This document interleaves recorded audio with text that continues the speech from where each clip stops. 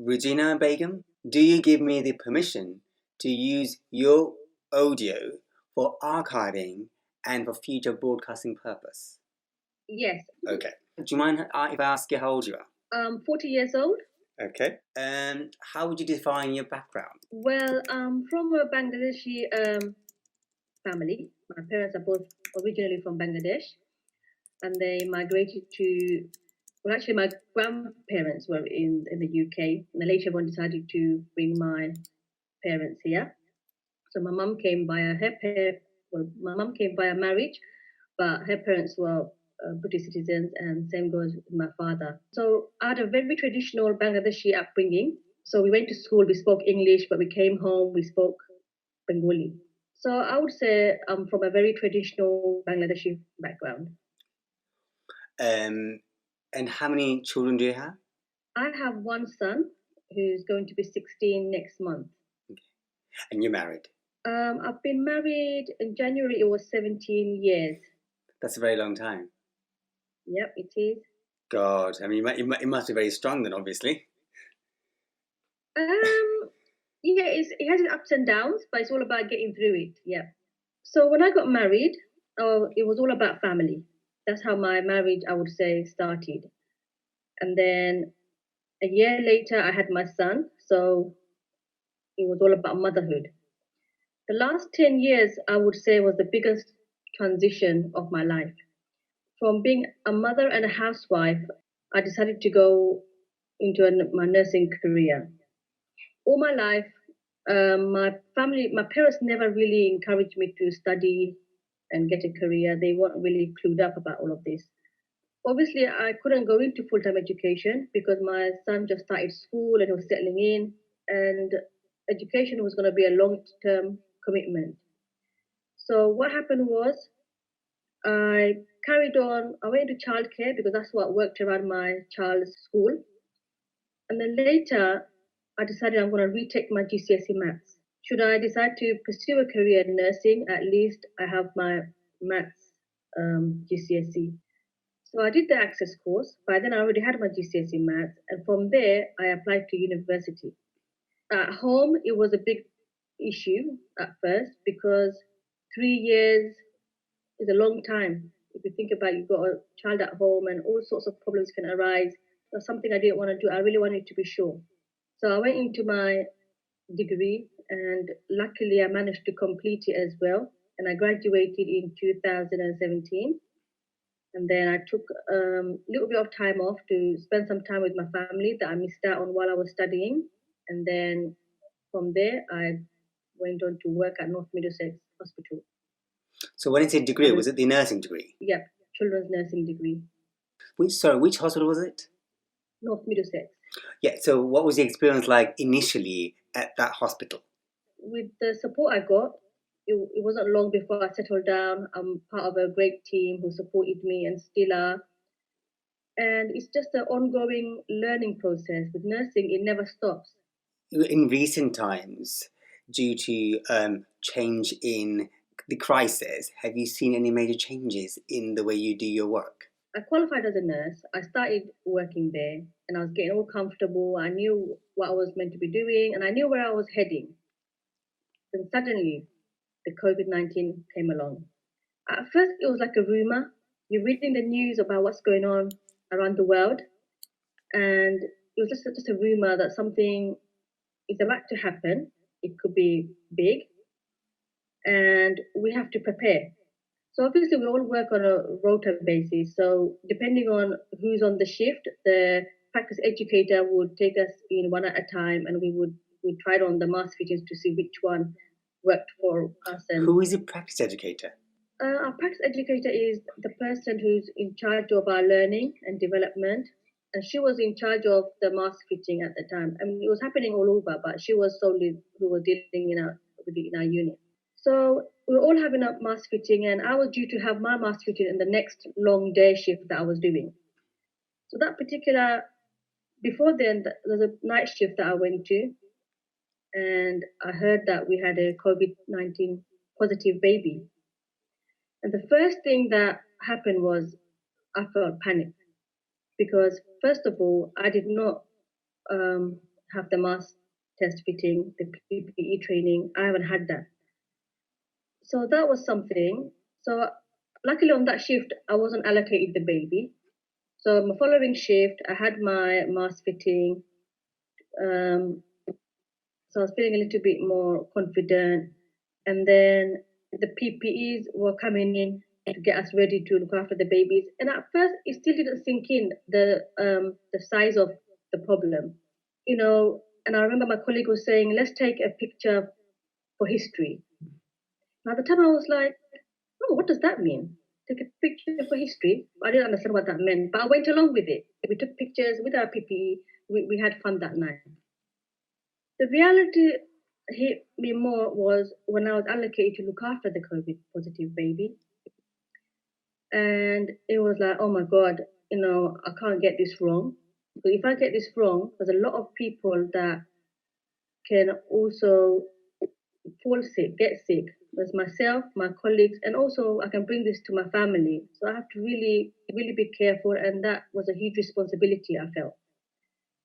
So that day, when I first walked into the room to look after the baby, I remember after doing the cares, because the baby obviously needs feeding and changing and what have you, on top of all the other things that we do clinically, I realized like we have to also do like minimal handling as well. So it's a baby who needs attention. Yeah, we have to balance it out with handling this baby as less as possible. And then I remember after I'd done the cares and everything, I was trying to take the PPE off and I forgot what order I'm supposed to be taking it off. So there was a moment of panic. All I remembered was, okay, while I'm taking everything off, I'll be washing my hands twice in that process. But I couldn't remember when I'm meant to be washing my hands. I remember washing it like 5 times. Just to be on the safe side. Just to be on the safe side. So it was all confused. There was a bit of panic. So over time, we started getting more COVID babies. Some tested positive, some tested negative. A lot of them came in because their mum was positive. Right. So we bring the baby in just to make sure baby's all right. But I think when did it really get tougher is, when the numbers started getting higher and higher, the deaths that you hear on the news, that many hundreds and hundreds are dying. And one particular night shift, I remember I was looking after a COVID-19 positive baby. It was a different baby. And on that night, a class friend of mine on WhatsApp, she told us how her mother passed away. 2 days ago, she was admitted to hospital with COVID-19. And that night, she passed away. So I remember feeling really emotional that night. I had to go in to see my baby, the COVID-19 baby that I was looking after, and I was putting the PPE on. At the same time, you hear a news that your friend's mother just died of the same thing. It was very, very hard. It was very, very emotional, and I really felt the pressure then. I felt really drained, thinking like, oh my God, how long is this gonna last? And how bad is this gonna get? That's the good thing. But in the hospital throughout, we had to close down wards to accommodate just COVID-19 patients. For example, the pediatric department was completely closed down. All the babies were sent over to Great Ormond Street Hospital, and so space was made for adult COVID-19 patients. Luckily, babies, there hasn't been that many infected babies. Right. Okay. In our hospital, in our unit. So we was able to cope with it. But in what way has it affected your home life? Home life. So my son still is off school. Number one, my husband's working from home.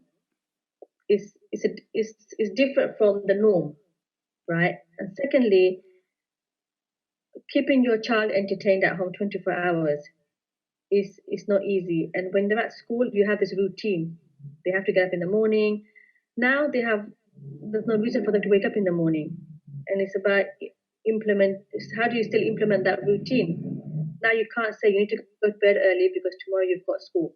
So his tuition classes are now online. His Arabic, his maths. We're still carrying on with that.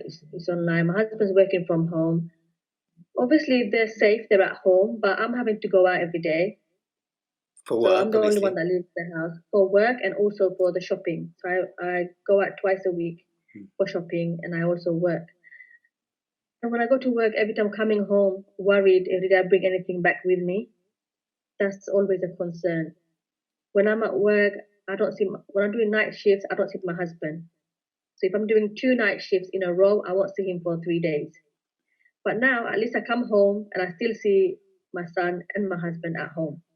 So in terms of family wise, I feel happier now that I get to see them.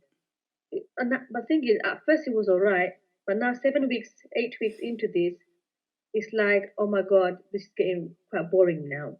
Missing socializing, missing family. Yeah. People used to see every weekend.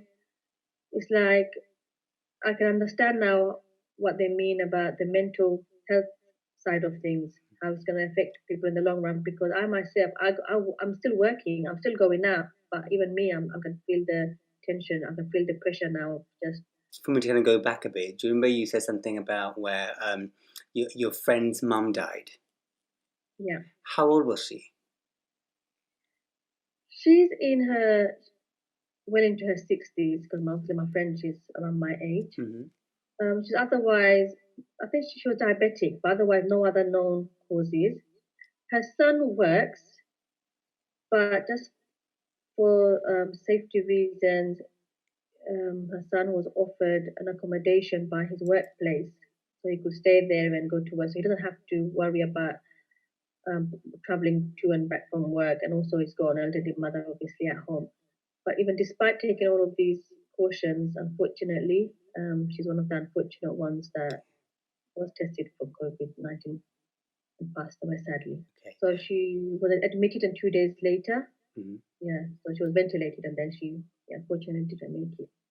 Do you worry about your family, your parents, your great parents? Yes, all the time. In fact, I've been worrying about them so much, it's kind of default now. It's become just used to it now. I'm especially concerned about my grandparents who are really, really elderly with loads of underlying problems. I also had to worry about my own mother who whose shopping I do, who I look after. So when we had to go into lockdown, I had to make a decision. Do I keep visiting her and take doing her shopping and everything, taking her to her doctor's appointment. I kind of look after everything. Or the other option is I can bring her to my house and get her to lock down with us. So I decided to invite her around to stay over at mine for the lockdown period, which in one way reduced a lot of pressure off me. But in another way, I was also worried that I might bring something home and she might fall ill, which she did. She did fall ill, but I took her to hospital. It was not confirmed COVID-19 because, as we all know, not everybody's being tested. But she had to self isolate, and then I had to self isolate as well for 14 days. Although I had to be off work, which had a negative impact on my workplace because obviously they have to find a cover for me. In the other end, it was actually a relief staying at home because I realized I really needed that break. To go into this environment every day, it was actually getting a bit much, and it really helped, even mentally, just to stay at home and not go in for those 2 weeks. So it's like taking annual leave. Yes, and mentally, I realized it was getting a bit too much. This whole COVID situation was really weighing me down because even at work, we were wearing masks. We were wearing in the uni. Each day, there was new rules that was being implemented in our workplace. How has been Ramadan for you then in times of current situation? It's been a blessing that loads of people, loads of Muslims were able to stay at home and fast and pray and not have to think about waking up really early in the morning for work. In that sense, I know a lot of people who are like really, really happy and enjoying this Ramadan. Even at home, my husband, my son, it's just myself. I have to go to work, but I'm doing a lot more night shift because I find that easier than doing the long shifts during Ramadan. It's come at a good time where we're not panic buying anymore. Everything's available. So that's one thing less to worry about. Yes, and it's sad. We can't go to the mosque. As a family, we used to do Tarawih in our local mosque, and that's not happening. But unfortunately, it's just one of those things. but with it comes blessings as well, being with your family at home. So on the whole, it's been quite positive during Ramadan. It's been quite positive, and it will probably never come back again. It's a different experience. Yeah. Rujina Begum, thank you for allowing me to hear your story. Welcome, and thank you.